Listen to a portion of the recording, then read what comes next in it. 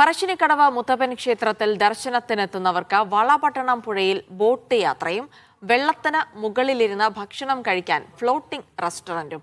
വളപട്ടണം പുഴയുടെ സൗന്ദര്യം ആസ്വദിക്കാൻ പോകുന്നവർക്ക് പറശ്ശിനിക്കടവ് ശരിക്കും അനുഗ്രഹമാണ്.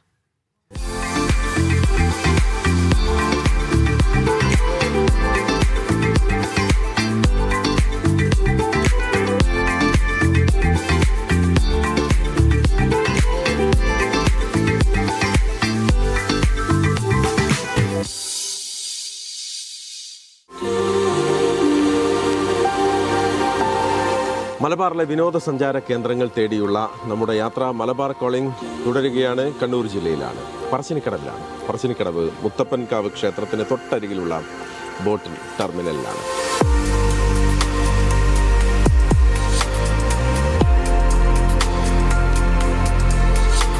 DTPCക്ക് കീഴിൽ തളിപ്പറമ്പ് DMC ആണ് ഈ കാണുന്ന ബോട്ട് ടെർമിനലിൻ്റെ നവീകരണം നടത്തിയിട്ടുള്ളത്.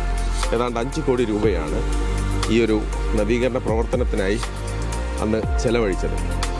ബോട്ടുകൾ വന്നെടുക്കുന്ന ഈ പാതയോരത്ത് തന്നെ ഇരിപ്പിടങ്ങളും ലൈറ്റുകളുമെല്ലാം വളരെ കൃത്യമായി സെറ്റ് ചെയ്തതായി കാണാം.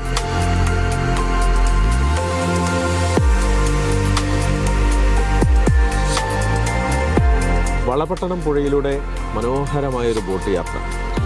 ഈ കാണുന്ന പുഴയിലെ ഓളങ്ങൾക്ക് മുകളിലൂടെ ഒരു സഞ്ചാരം. ഒരു സായാഹ്നത്തിലാണെങ്കിൽ ബഹുകേമം എന്ന് പറയാം. എന്നാലും ഇവിടെ പറശ്ശിനിക്കടവ് ക്ഷേത്രത്തിലെത്തുന്ന ഭക്തരായിട്ടുള്ള ആളുകൾ, വിനോദസഞ്ചാരികളായിട്ട് ഈ പ്രദേശത്തെത്തുന്ന ആളുകൾ, അവരെല്ലാം വളപട്ടണം പുഴ ഇങ്ങനെ മാടി വിളിക്കുന്നുണ്ട്.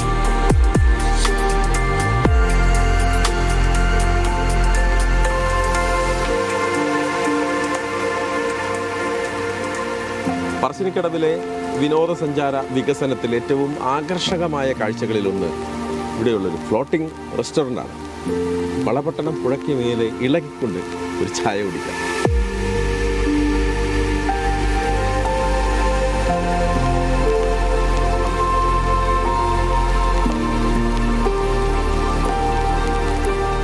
ഇവിടെ വരുന്നവർക്ക് നല്ല സൗകര്യം. ഇപ്പം ടൂറിസ്റ്റുകൾ ഒരുപാട് നല്ല ഇതായിട്ട് വരുന്നുണ്ട്. ബോട്ടിൽ പോയി കഴിഞ്ഞാൽ ഒരുപാട് സ്ഥലങ്ങൾ കാണാനുണ്ട്. നല്ല ഒരു അറ്റ്മോസ്ഫിയർ കാണുന്നുണ്ട്. ഒരുപാട് ആൾക്കാർ ക്ഷേത്രത്തോടനുബന്ധിച്ചിട്ട് വന്നിട്ട് ബാക്കിയുള്ള വിസ്മയ പാർക്ക്, സിനിക് പാർക്ക് അങ്ങനെയുള്ള സൗകര്യങ്ങളെല്ലാം ഉള്ളതുകൊണ്ട് ഒരുപാട് ആൾക്കാർ വരുന്നുണ്ട്.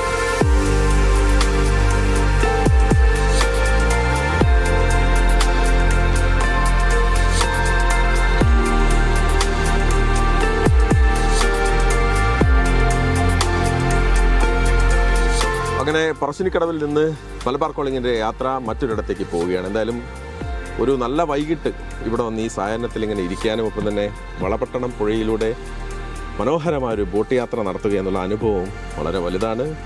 അപ്പം മുത്തപ്പൻകാവിൽ തൊഴാൻ വരാം.